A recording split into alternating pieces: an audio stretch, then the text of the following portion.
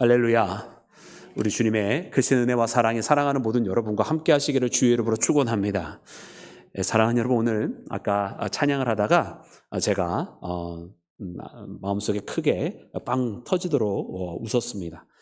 물론 웃는 소리는 드러나지 않았지만 아마 제 얼굴을 혹시 보신 분이 계셨다고 한다면 제가 한박 웃음을 지은 것을 보셨을 수 있었을 텐데요. 그 이유는 역시 우리 교회 성도님은 참 좋다 이런 생각을 했어요. 왜냐하면 예전에 어느 한 교회를 방문했는데 그 교회에 이런 해프닝이 일어났습니다. 함께 찬양을 하는 시간인데요.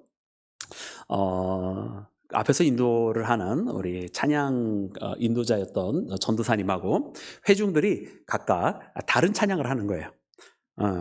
앞에서는 전도사님대로 찬양 인도를 하는데 회중은 회중대로 다른 박자대로 노래를 하는 거예요. 이유인즉슨 뭐였냐면 찬송가였습니다. 그런데 이 요즘에는 찬송가가 편곡이 된 게 많거든요. 전도사님은 찬송가는 모르고 찬송가 편곡된 새로 나온 찬양만 알고 있었고, 성도님들은 새로 나온 편곡된 찬양은 모르고 찬송가에 있는 원래 박자만 알고 있는 거예요. 그래서 서로 하는데 서로 그렇게 생각하는 거죠. 전도사님은 우리 성도님들이 새로 나온 찬양은 모르시는구나. 성도님들은 우리 전도사님이 찬송가 박자는 잘 모르시는구나. 그러면서 각자 자기가 아는 박자로 부르는 거예요. 대산을 넘어 험곡에 가도, 이거는요 새로 바뀌어진 찬양이에요. 새로 편곡된 찬양이거든요. 근데 우리 원래 찬양은 어떻습니까? 대산을 넘어 험곡에 가도 이렇게 부르잖아요, 그죠? 내가 그래서 궁금해서 확인을 해봤어요. 확인을 해봤더니 우리 찬양단은 악보가 바뀌어진 찬양으로 가지고 있어요. 근데 아까 저 PPT 화면에는 우리 찬송가 악보가 그대로 걸려져 있었어요. 그런데 우리는 그 교회처럼 서로 각자 자기들이 아는 찬양으로 하지 않고 전도사님이 인도해 주는 대로 찬양을 하시더라고요. 그래서 역시 잘 따라가고 열심히 순종하는 교인들이시구나. 그래서 제가 아주 한박 웃음을 준 적이 있습니다. 그때가 생각이 나는 거예요. 사랑하는 여러분, 중요한 거는 찬양은요 사실은 박자가 아니에요. 찬양은 우리의 마음의 고백을 들으시는 하나님이시고, 그러므로 우리가 우리의 입술을 열어 찬양을 할 때는 여러분 우리의 마음을 드리는 것인 줄로 믿습니다. 오늘 뭐 이 박자가 됐든 저 박자가 됐든 여러분 정말로 험곡을 넘어서, 여러분 태산을 넘어서 하나님께 나아가는 우리 믿음의 발걸음이 계속 되어지고 있으면 여러분 하나님께서 오늘 우리를 붙잡아 주시고 우리를 인도해 주시기 때문인 줄로 믿습니다. 여러분 오늘도 이와 같은 믿음으로 함께 나아가기를 주의 이름으로 축원합니다. 사랑하는 여러분, 오늘 이 예레미야서 8장 보면 내 딸 이스라엘이 이와 같이 됨이 어찌민고, 이렇게 말씀이 기록이 되어 있어요. 여러분 하나님의 마음이 너무나 슬픔 가운데 잠겨져 있는 것을 봅니다.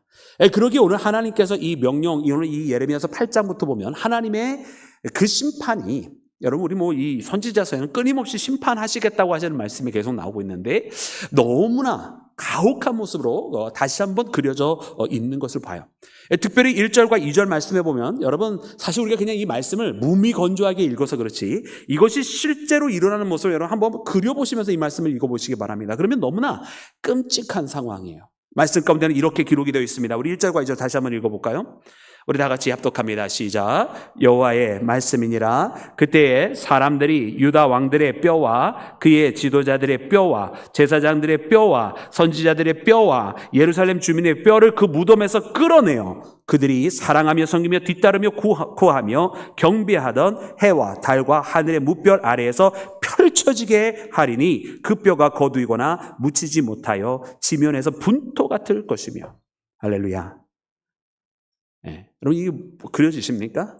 여러분 이미 다 묻힌 자들이에요.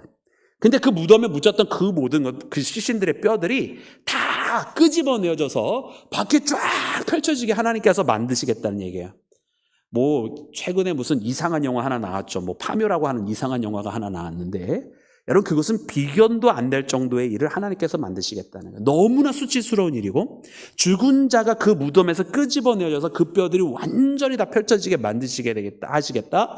이런 엄청난 비극과 수치와 그 수모를 여러분 말할 수 없을 정도의 일을 하나님께서 일어나도록 허락하도록 하나님 냅두시겠다 말씀하고 계십니다. 여러분 여기에는 이유가 있죠. 우리가 읽었던 2절 말씀처럼 뭐라고 그러냐면 그들이 사랑하며 섬기며 뒤따르며 경배하던 해와 달과 하늘의 성신들이라고 이야기하고 계세요.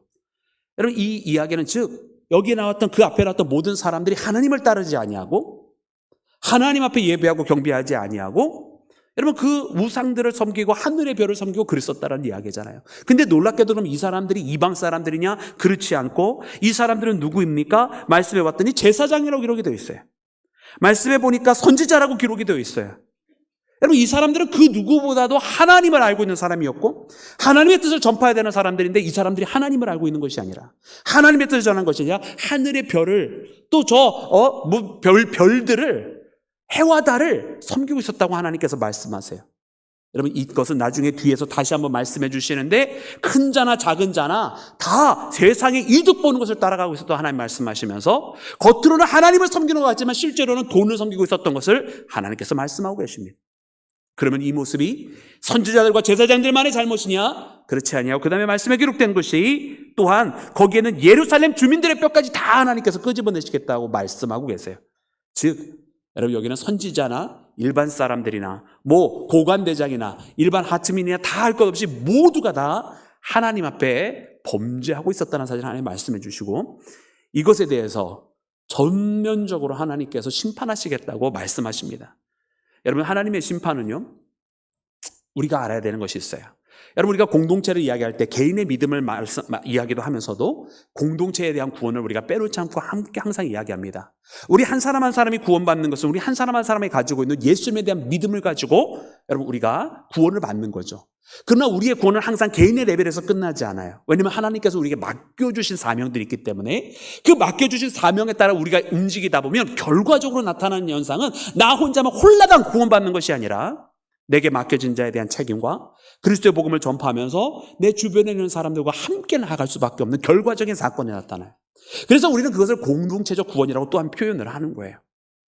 사랑하는 여러분, 그런데 오늘 말씀에 왜 그럼 모두 다 심판을 하느냐? 간단한 거예요. 그들이 공동체가 다 함께 타락했기 때문에 그렇습니다. 이 안에 누구 하나만이라도 만약 제대로 된 사람이 있어서 그가 하나님 앞에 진실하게 서고 바로 세워지고 하나님의 말씀을 전하기로만 하였다라고 한다면 그 사람을 통해서 그 주변이 아마 달라졌을 거예요. 마치 하나님께서 저 소돔과 고모라를 멸하실 때 다만 소수의 사람만 있어도 그 성을 멸하지 아니하겠다 말씀하신 것 같이 하나님께서 분명히 그런 역사도 얼마든지 만들어 주실 수 있었을 텐데 당대에 이 이스라엘이라고 하는 땅은 그러하지 못했다라고 하는 것입니다. 그리고 이것을 전하고 있는 마지막 선지자가 바로 예레미야였던 것이고 그 궁중에 있었던 수많은 선지자, 궁중의 제사장, 굉장히 많은 사람들이 그 가운데 있었지만 그러나 그들 누구 하나 제대로 하나님의 말씀을 전하지 아니하고 오히려 자기들이 원하는 것들만 따라 살아가고 있었음을 말씀해 주고 계시는 것입니다. 그러면 하나님께서 서기관들의 거짓된 붓이라고 말씀하고 계세요. 그들이 알고 있는 것 같으나 알지 못하고 있고 그 거짓된 붓에 의해서 거짓만 나타나고 있으니 그 백성들이 깨어날 수 없다라고 하나님 말씀하고 계세요. 그 어디에 지혜가 있으랴 말씀하고 계세요. 하나님을 경외하는 것이 여러분 모든 지식의 근본이고 모든 지혜의 근본인 줄로 믿습니다. 그런데 그들이 수많은 말씀을 알고 있어도 그 말씀이 그들의 어떻게 보면 그들의 생계의 수단에 불과한 것일 뿐 정말 하나님을 알지 못하고 하나님을 경배하지 않으니 여러분 그 모든 것들이 다 쓸모가 없는 것이. 사랑하는 여러분, 오늘 우리도 신앙생활할 때 분명히 알아야 되는 것이 있어요. 여러분 우리가 진정으로 하나님을 경외하고 경배하는 예배자의 삶을 살아가지 아니하면 그래서 정말로 나는 하나님만을 경외하며 살아갑니다라고 하는 이 근본 본질이 있지 아니하면 내가 알고 있는 수많은 성경적인 지식, 내가 나의 선대로부터 들어왔고 내가 어려서부터 배웠다는 그 수많은 하나님에 대한 말씀은 사실은 아무 쓸모도 없는 거예요. 내가 근본적으로 하나님을 믿는 자여야지. 내가 근본적으로 하나님을 예배하는 자여야지. 내가 근본적으로 하나님을 경외하는 믿음의 삶을 살아가는 사람이어야지. 여러분 우리는 그 수많은 지식보다 정말 우리의 중심에서 하나님을 예배하는 그런 믿음의 사람이 되기를 주님의 이름으로 축원합니다. 사랑하는 여러분, 그러므로 오늘 이 본문 말씀을 통해서 하나님께서 이와 같은 너무나 안타까워하시며 수도 없이 반복해서 내 딸이 이와 같음이 어찌미냐고, 예루살렘이 이와 같음이 어찌미냐고, 하나님께서는 끊임없이 그 백성을 깨우기를 원하셨던 것을 봅니다. 하나님은 그 백성을 끊임없이 깨닫게 하시기를 원하셨던 것을 봅니다.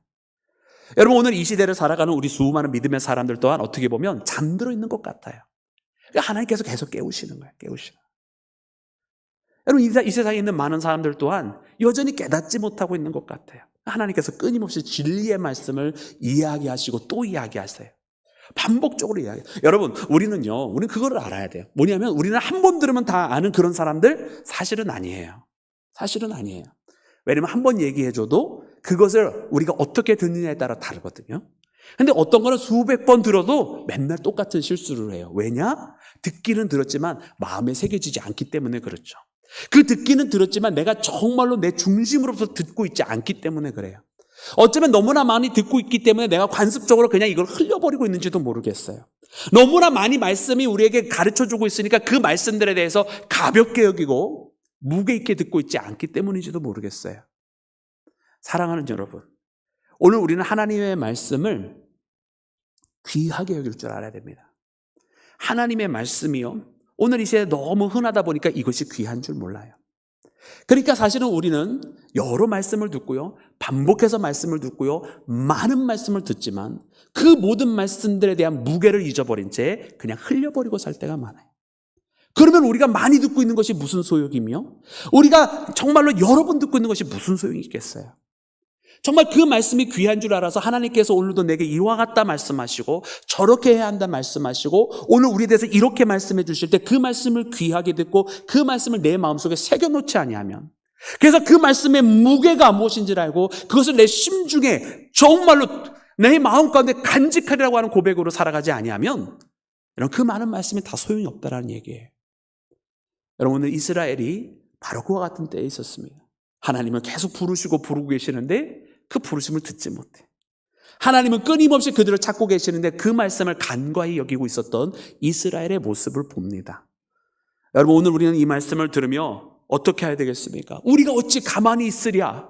하나님은 이와 같은 반응을 원하시는데 이스라엘은 끊임없이 하나님의 말씀을 듣지 않고 여러분 그 등을 돌리고 있었던 것을 보면서, 여러분, 이 시대에 있는 많은 어리석은 크리스찬들의 모습 닮지 말고 하나님께서 그의 자녀들을 찾고자 하실 때에 하나님의 품으로 돌아가는, 여러분, 하나님의 부르심을 존귀히 여겨 그 말씀을 소중하게 한 말씀 한 말씀을 마음속에 새겨듣는 여러분 우리 모두가 되기를 주님의 이름으로 축원합니다.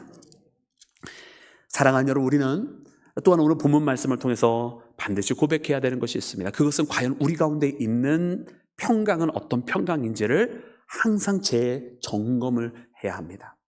여러분, 우리가 지난 수요일에 말씀을 통해서도 했던 이야기가 무엇입니까? 세 가지 종류의 사람들을 이야기하면서 세상의 육에 속한 사람, 거짓 평화 속에 살아가는 사람, 율법 아래에 있는 사람, 평강을 잃어버린 사람, 그리고 은혜 안에 있는 사람, 진정한 평강이 있는 사람, 여러분, 이런 분류를 나눠서 우리가 생각을 해보기도 했는데, 여러분, 오늘 본문 말씀에는 뭐라고 기록을 하고 있냐면 평강하다, 평강하다 그런다는 거예요. 그러나 평강이 없도다. 하나님 말씀이 이렇게 기록이 되어 있습니다. 당대의 이스라엘 사람들이 우리는 평강해, 평안해, 안정적이야, 이 정도 좋아, 지금 행복해 이런다라는 거예요. 그렇지만 하나님의 눈에는 평강이 없는 거예요. 여러분, 그 이유가 무엇일까요? 아마도 지금 당장의 외연은 아마 그들에게 아직 전쟁이 일어나지 아니하였고 그들이 지금 살만한 상황 가운데 있는 거예요. 그러니까 그들은 평강하다 평강하다 이야기를 했죠. 그러나 하나님의 눈에는 이 평강이 보이지 않습니다. 왜냐? 첫 번째로 곧 닥쳐질 전쟁에 대해서 그들이 모르고 있기 때문에, 곧 닥쳐질 저들에 대한 심판을 저들이 알지 못하기 때문에, 그리고 궁극적으로 하나님께 돌아오지 아니하면 당하게 될 하나님의 분노에 대해서 저들이 알지 못하기 때문에 여러분 평강을 잃어버린 자예요. 사실은 평강할 수가 없는 거예요. 여러분, 우리가 평강은 언제 얻고 있습니까? 우리가 언제 평안할 수 있습니까? 여러분, 우리가 세상적으로 편안하면 그게 평강입니까? 여러분, 우리 편안하지 않죠, 요즘?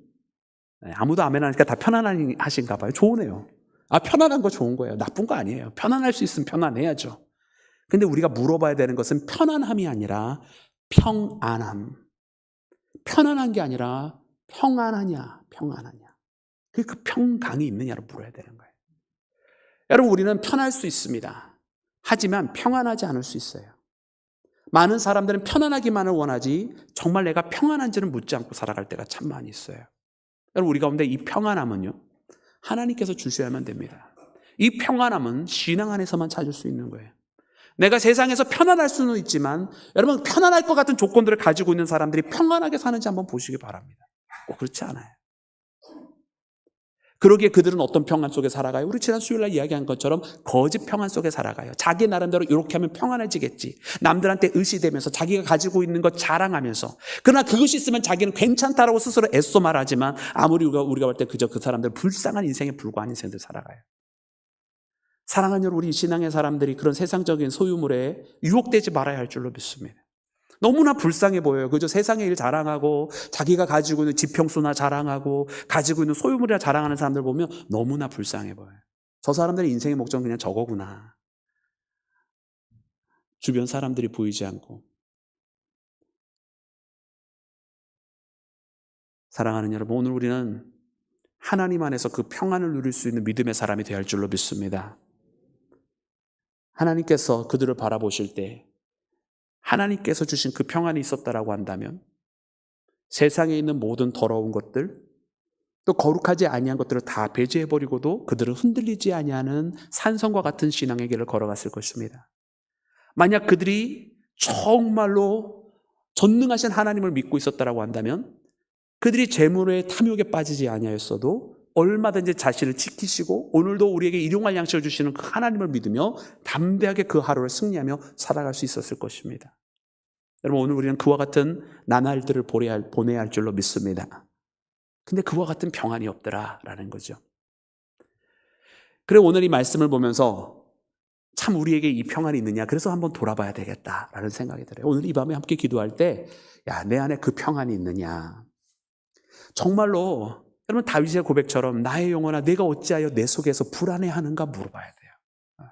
무엇 때문에 불안해하고 무엇 때문에 걱정하고 무엇 때문에 이 평안을 잊고선 근심 걱정에 빠져 있는지. 오히려 내 안에 계신 그 하나님을 믿으면서 잃어버린 평안을 되찾아야 하는 것이 가장 먼저 시급한 것이 아니냐.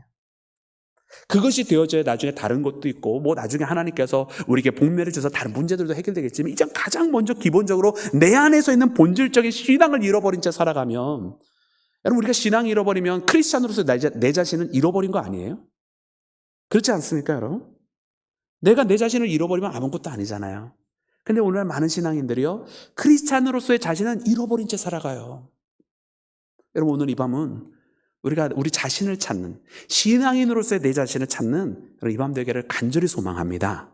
하나님을 만나고 하나님 안에서 내 자신을 세워서 하나님께서 주신 그 평안함, 여러분께서 거짓된 평안함으로 살아가지 않고 진정한 평안함으로 살아가는 우리 모두 믿음의 자녀가 되기를 주의 이름으로 축원합니다. 그리하여 하나님께서 내 백성이 치료받지 못하고 돌아오지 못함이 어찌민고라고 하셨을 때에 주여 우리가 여기 있나이다 라고, 주여 우리가 돌아왔나이다 라고, 주님의 은혜로 우리가 고침받았나이다 라고, 또한 그러므로 주님 우리가 함께 기도하옵나니 이 땅을 고치소서라고 우리가 기도하는 이 밤 되기를 다시 한번 주님의 이름으로 축원합니다.